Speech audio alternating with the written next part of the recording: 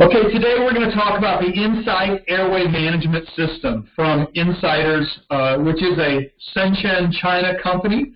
They started in 2014, and their focus is directly on video laryngoscopy and video performance in general, so with regards to medical and intubation. So their specialty is intubations, and they've been doing that since 2014. They are available in over 30 countries. And they truly sell a system. They have FDA approval and CE approval, and they follow ISO guidelines. They have an all-in-one system, and that's what we're excited to have. We have responsibility for Insight throughout the entire 50 states in the United States. So we are their master distributor. As a result, what we're going to talk about today is their entire system. And when I say that, there's very few opportunities out there or competitors that have a complete system. Everybody hears about Glidescope, but they are basically just video laryngoscope. The only other company that comes close might be Karl Storz, which is a German company. They have video laryngoscopes and flexible scopes. Also, you might, they're really the only one, but also Ambu has a series of things that could be considered a system. But Bell Medical and Karl Storz are the true system providers of airway management, and we're excited to get that message out to our customers. So we're going to start off with all of the systems, and once again I emphasize systems, use a removable or a detachable video laryngoscope display. It's a 3.5-inch display. It has a significant amount of memory. It can hold up to, I think, 70,000 pictures or 70 hours of video. So the memory storage is incredible. It's high definition. It basically has about a 3-hour battery life, and it has about a 3-year rechargeable battery life. So you can charge it and leave it plugged in all the time, or you can charge it just on the weekends. It'd be a great device for a difficult airway bag or crash cart bag, etc. So basically the display fits onto multiple devices. In fact, the multiple devices are, here's the video laryngoscope that I'm going to talk about right now. We also have the malleable yet rigid Monfils style lighted stylet, and then we have multiple flexible flexible endoscopes for intubation. What's nice about the system is, well, there's multiple things nice about it, but one of them is you turn the power on right here. I just touch it for a second, and it immediately puts on the light and starts the display to come up. It takes about 2 seconds for the display to come up, but when it finishes coming up and it's ready to view, the heating element is already warm enough so that you can go into the patient and you will not have a fog picture. So it has a built-in anti-fog capability. So what you will do when you're doing video laryngoscopes is make patients or customers aware that we have a unique feature called the slider or a slider. And basically I can extend this and now it's for adults, or I can return this and now it's for pediatrics or infants. So I have 4 different disposable blades that will fit on top of it.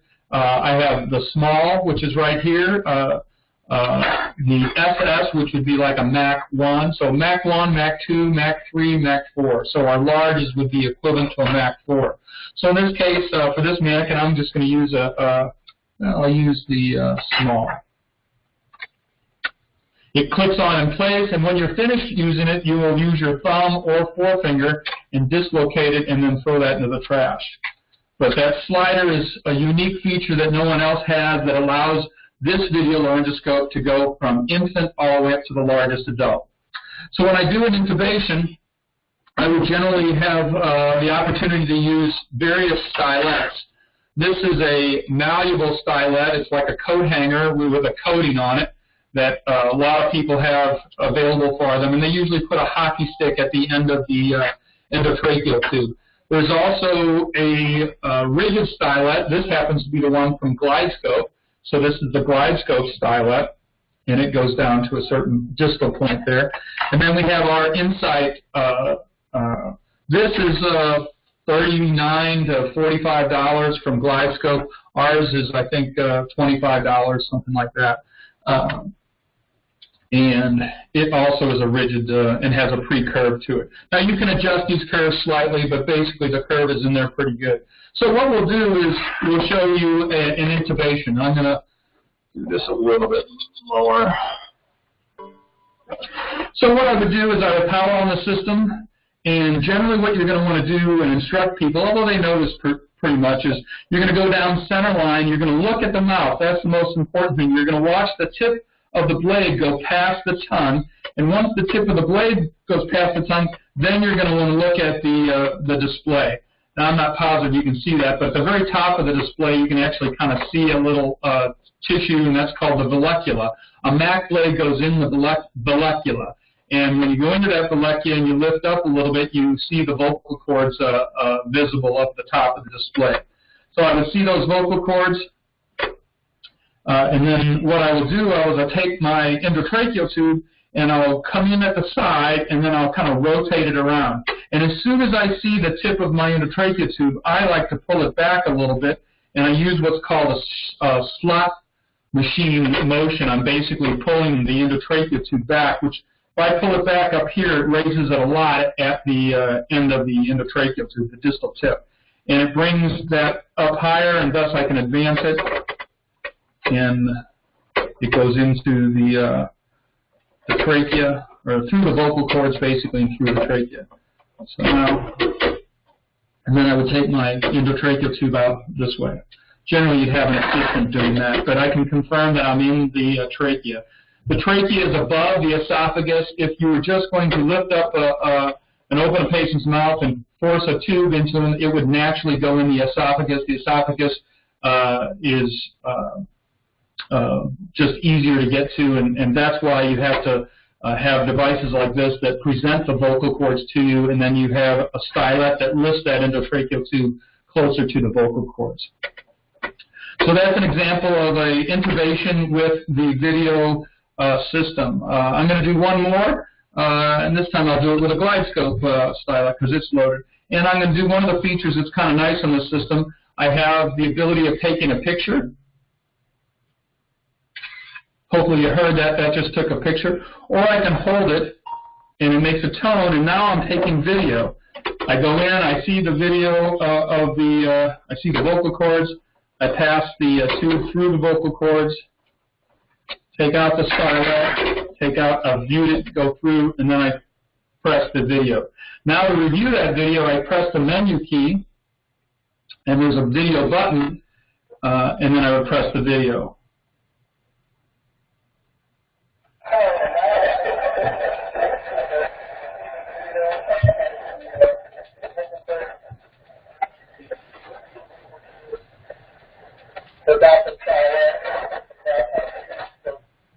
So the point is you're able to do a video, and you can do over 70 hours of videos.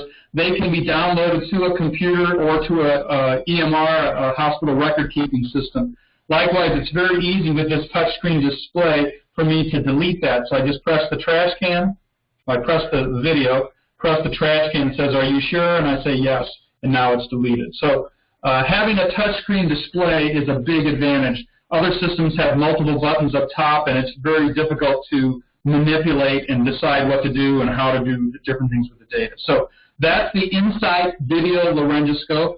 Like I said, it has 4 different size blades, Mac 1, 2, 3, and 4, and it utilizes this slider so I can go to a larger blade.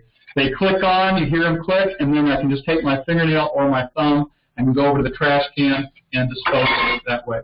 Our blades are generally around $12 each, versus our competition is often $18 to $40 each. So significantly less expense there. We have video capability. Of course, video capability is on all of them because the display is removable. You can do what we call, or what I just did is I would call a hot swap. So now I'm going to go to another device, and this is our malleable yet rigid stylet. There's a device out there from Karl Storz. I think they call it a Monfils. So it's a specialized stylet, and it looks a lot like this, and it's very functional like this. So what this is great for is for a patient that perhaps you cannot open up their mouth. so they have a very small opening in their mouth. And what you do is you basically railroad the endotracheal tube up there and have the wand or the metal stylet at the end of the distal tip of the endotracheal tube. I can attach oxygen to this port here or suction, so it actually suctions. Well, actually, generally you do oxygen here, because what's happening is oxygen is going through this endotracheal tube. So it's not necessarily going through the actual metal part, it's going through the endotracheal tube. So you would insufflate oxygen while you're doing this procedure. So what you would do with this now is I would go in at the side, and there used to be a device called a lighted stylet. And what you would do is you would go in, you would dim the room, and you would just make this motion like this, and it would naturally get there. In fact, I don't know whether you can see that, but there is a light right there. So if you had this room dimmed, you would actually see that we're already in the vocal cords, or right in front of the vocal cords. So you can see a part of the endotracheal tube, and you can see the vocal cords, which are in white. So I can either pass this through the vocal cords with the stylet on it, or at this time what I would do is start advancing the endotracheal tube. And as I'm advancing the endotracheal tube, I'm taking the rigid or malleable stylet. And once again, there I am in my trachea, and I would be able to ventilate this patient. So that's the rigid stylet from Insight. We often call this a malleable yet rigid lighted stylet. So I'm able to bend this to the shape that I want it, and then I can actually put it in hot water and it'll straighten out. So there's two different kinds of metal in this stylet, and that's what allows it to go back to its original shape. Okay? Once again, I can then hot swap that, and I have multiple. Actually, we have I think it's 4 or 5 different flexible endoscopes that are available. This happens to be the largest one. It's a 5.6 or 8 outside diameter, and it has suction capability and oxygen capability. So I don't know whether you can see that, but I can press this button right here, and that can create suction down at the tip of this flexible scope. I can also attach oxygen to this and insufflate oxygen, but most people use this for suction. If they wanted to do a biopsy or retrieve a foreign body, they would go in through this, and we have actual retriever devices that allow you to send something through this and actually grab a biopsy or retrieve something. So this videoscope is where you would take an endotracheal tube. You would lubricate this with water or a little lubrication, and then what you would do is you would pre-install your endotracheal tube. So I put my endotracheal tube up there, and this is where I would use our Bell Medical breakaway airway, and anesthesia loves this. So show them that you would put this breakaway airway in, and that acts as a guide for your flexible scope. So I'm going to try to do this a little bit differently, so you can see the top of this, and I'm going to basically use the breakaway stylet as a guide to bring me to a view of the vocal cords. And I believe I can see those vocal, yeah, that's the vocal cords right there. I use this articulation, and I'm actually through the vocal cords already. I'm going to have to back up a little bit so I can let you see them.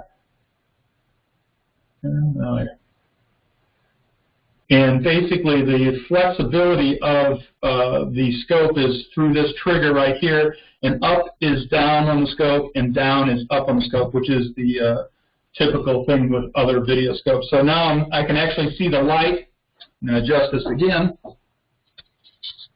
I can actually see the light of my flexible scope in my trachea, which obviously you may or may not see actually in a hospital. But generally what you want to do with these, you want to keep these kind of straight. And now I'm going to railroad my endotracheal tube through the airway and down along the flexible scope. It basically goes right in, and now I can actually view the endotracheal tube through the vocal cords as I pull it out. There's the vocal cords again, and then the endotracheal tube is going through there. In fact, I can go all the way down and view the carina, which is what you would do when you were, if you were doing a double lumen tube placement. So now we would remove our flexible scope, and I'll power that off. You basically power it off by touching the top for 1.5 seconds. And now I would want to remove my airway. Well, it's a breakaway airway. Well, what that means is there's just a split on the side that allows me to take the endotracheal tube and push it to the side and lift out the airway easily. So now the airway is out, and now I'm intubated and I'm in my trachea. So that's the flexible scope. I'll also show you this one other one. This happens to be a 4.0 flexible scope. We go down to 2.8. So we have an infant scope, a pediatric scope, and an adult scope. And those scopes all have the option of having a channel or not having a channel. So once again, we have a complete system of airway management. And that's, kind of the system, so to speak. Let's talk about cleaning and sterilizing each one of these devices. There is a rubber stopper that is used occasionally. Very rarely, actually, do you use this. Both of these devices have plastic handles that are not waterproof, so the video laryngoscope and the Styler. Now, I see most hospitals right now are just wiping these off, wiping the display off and wiping the handles off, especially this device. If you did want to sterilize these, because they're plastic, you would not put them in fluid. These are gas sterilizable, so you would put them in a gas plasma sterilizing device, and they can be sterilized. You do not ever put a rubber stopper in here because you never put these in a moisture or a liquid cleaning environment. Whereas with the flexible scopes, for example, they have a connector point that has electrical contact points on it. So if you were going to put this into a high-level disinfectant washer, which I think is like a Steris machine, that's got fluid washing around in it. And in that case, what you would do is you would put the stopper, if you will, cap in here, and then you would actually pressurize. Each of these scopes comes with a little pressure thing. They have this in the OR. They have a bunch of these, and some of them are automatic. But it attaches to this. You're able to attach this on, and then you're able to pressurize it. Let's see where that is. And then you pressurize it, make sure it's solid, and then you put it in the washer.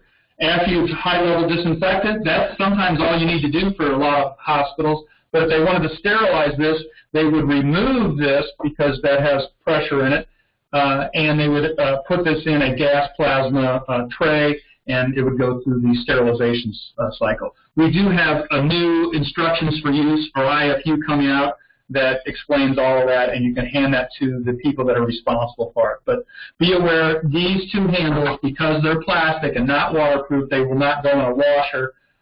They can be wiped off. They can soak the tips, for example, but you would not want to submerge these, even if you have this rubber stopper. The rubber stopper is not for these. These would be sterilized via gas plasma. Okay? So let's talk a little bit about the competition. The competition, well, we'll just give you some examples. Our biggest competition would be the Glidescope. The Glidescope now uses what's called, they've gone through probably 3 different generations of Glidescope. This happens to be what's called the Spectrum blade, and it's a single-use blade. This can cost anywhere from $18 to $48 every time you use it. And it has a HDMI port to it. So what Glidescope is selling now is a device where I bring in a cart, and that cart has a cable onto it that has an HDMI male connector. I would connect that to the system, and that becomes the image on that display. Then I would do my intubation. What's kind of interesting is when we compare the Glidescope to the Insight system, our blade curve is almost exactly the same. So they are when you're buying their individual handles, each handle's like $5,000 a piece. Even their cameras are like $5,000 a piece when they have the disposable plastic that goes over it. So their systems in the past have been extremely expensive. So to do an adult, you'd be looking at $15,000. To be able to do a pediatric, you'd be looking at another $15,000. So $30,000 to do the whole system. So now they've come out with a Spectrum with the idea that you're only talking about $3,000 or $5,000 for the display and the cable, and then you're paying more for every time you use it. We see some facilities, they buy these and they don't use them because they bring them in for a difficult intubation, but they'll try direct view first, and if they can get the direct view in, they won't even use this because they know this is $40 every time they use it. But the advantage is you're buying from Glidescope, and you're buying a relatively lower cost display and cable system, and then you have access to every size blade from an infant all the way to a large adult. So it is a good strategy from them. But our system is only $3,000 and has basically the same curve as the Glidescope. So if they're a Glidescope user and somebody that likes the Glidescope, they will enjoy and have success using our video laryngoscope. Let's see. So that's the Glidescope. Ambu purchased King, and these are King blades. One of the nice things about the King blade is it has a channel that will allow you to direct a endotracheal tube down it. Typically, the camera and the display on the King system is less expensive even than our system. It's probably in the under $2,000. And once again, they would charge anywhere from $18 to $28 for their disposable blade. So that's the King system from Ambu. That's a very popular system, or established system. What else is out there is the Ambu disposable system. Now, what's exciting about Insiders is that we will have a disposable option, but it'll probably be sometime in 2019.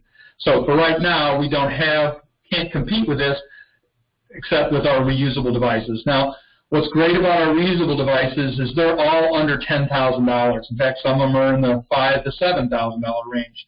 And at that price, so let's say you pay $8,500 for a display and a flexible endoscope. Basically, you use this 30 times and you paid for our system. These generally cost around $250 every time they use them, maybe $285 every time they use them. So they are a disposable system, which more and more people are looking at disposable options. They do have articulating ends, just like ours does. They have the same problems, though, with any flexible scope is they need to have a little bit of a lubrication. They can get stuck in an endotracheal tube or in a double lumen tube. What most anesthesia providers are doing with these right now, or doing with our flexible scopes, is that they're verifying the location of a double lumen tube. A double lumen tube is a tube that is used when you are ventilating one lung at a time. So, for example, this is our Parker Medical double lumen tube. So it has a separation at the top. You connect your anesthesia circuit here. The breath goes in and goes through both of these tubes and goes out both areas, so it addresses both lungs. Then when they decide to do surgery, the advantage of this is it has a stopcock that I can turn and block off this side, and now I'm just delivering through the blue side, which might be the left lung or the right lung, and they're doing surgery on the opposite one. So I'm basically able to ventilate it one lung at a time while they're doing surgery on the other lung. Well, the key thing about this is it has to be placed right at the carina. So what they'll do with the disposable scope or with our scope is they'll go down, once they put this in with a regular endotracheal tube or a video laryngoscope, they'll then go down with a flexible scope through the tube to make sure that it is placed at the appropriate point. And then what they'll do is they'll inflate the different pilot balloons, if you will. So it'll actually, you can see that blew up a little bit. So that would be blocking off one of the branches of the lung, and that would allow them to ventilate. So the key thing is they need to verify the placement of this, and that's what they use the flexible scopes for. So that's a double lumen tube. Let's see. Other things with regards to competition. So we have a disposable from Ambu and the King from Ambu, and then we have the Glidescope that's basically video laryngoscope. There's a bunch of other different brands of video laryngoscope, but none of them have the storage capability of ours. None of them have the high definition of ours.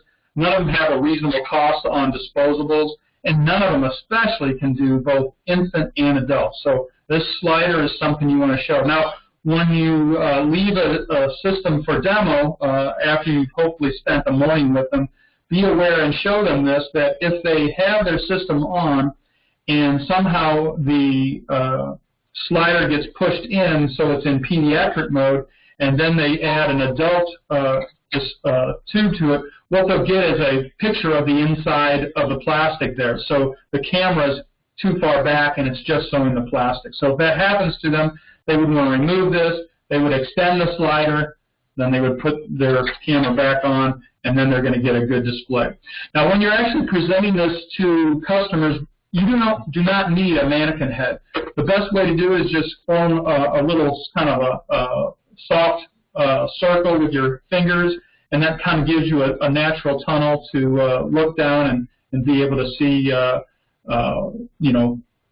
kind of, a vocal cord view, if you will. And the ideal scenario is for them to actually use this clinically. So what we recommend is always show this whenever you make a sales call and ask if you could schedule to come back and let them evaluate it. You would dress out with them. You would go in the OR with them. You would aid them by finding out, are you going to be, what size Mac blade would you normally use? Oh, we would be using a Mac 3. Then that would be a medium blade. Or maybe I'm going to use a Mac 4. That would be our large. So you'd have that there for them. You might even encourage them to use the video capability, because the best thing you could do when you're in an operating room for the day is get some videos of successful intubation. So let's say you would do that, you would be in the OR with them, maybe you'd be handing them the device. And if you do that, what I would do is I would basically hit and hold the video button and then hand it to them. So now they're going to be using it. They might set it down, but the video is still there. The whole time everything's being videoed. You also get a recording. And then when you're done with it, you obviously press stop. And then you're able to review that and go out to different people and say, oh, we had a successful intubation in room 3. Dr. So-and-so or CRNA so-and-so liked the device, and here's the intubation that they did. So that's a very valuable way to show it when you're in the actual OR, is get some videos. And then encourage them to take videos routinely, and that way, if they have a problem, you can kind of look at what the video was and maybe give them some direction. Okay? So please take yourself off mute and ask some questions. And the questions can be on the video, on the flexible, or on the rigid, or even on our stylets, or our breakaway airway, or even the double lumen tube.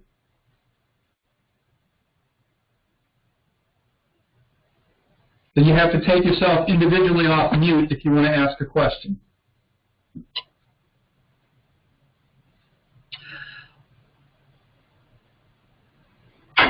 Okay. Well, that's great. That's yes, sir. Yes, ma'am. Hey, Kevin, it's John. Is there any reason why they would use one over the other of the video laryngoscopes? Well, this is probably closest to a direct view, or they're used to using a laryngoscope blade. So this is probably what they're going to use most often, and this is what you should show most often. And these are the evaluations you're going to get, because they're putting an endotracheal tube all the time. So this is going to be used, I'm going to say, 80% of the time. And we believe that there will be a time when direct view won't even be used. So they'll use routinely a video laryngoscope. Right now, for you to use a disposable handle and a disposable blade, it's going to cost the hospital about $10. They can go video, and it's only going to cost the hospital $12. And then they get a video, they get a picture. We believe, and I think most people in the industry believe, that there's less chance of you damaging a tooth. That's the problem with direct view, is you're actually using a lot of muscles to get that view in and be able to pass that tube. And when you do that, you can put pressure on the teeth, you can crack a tooth, you can cause problems that way. Whereas with a video laryngoscope, basically I'm following the center line of the tongue, I'm not really white-knuckling it at all, and I'm being able to kind of see around the corner, and that's when I would use my video, my stylet, for example, and pass the cord. So you're going to use the video laryngoscope 80% of the time in the OR. Then the next would probably, in a big hospital, if it's a hospital that has heart rooms and doing thoracic surgery, they're using flexible scopes a lot, because every time they use a double lumen tube, they're using a flexible scope to verify that placement. The last scope that they'll use, probably the least, would be this rigid stylet. And the only reason is they're not as familiar with it, but it's an excellent device if the patient has a real small mouth opening. We actually see some clinicians will use a double video. They'll use a video laryngoscope along with one of our other devices.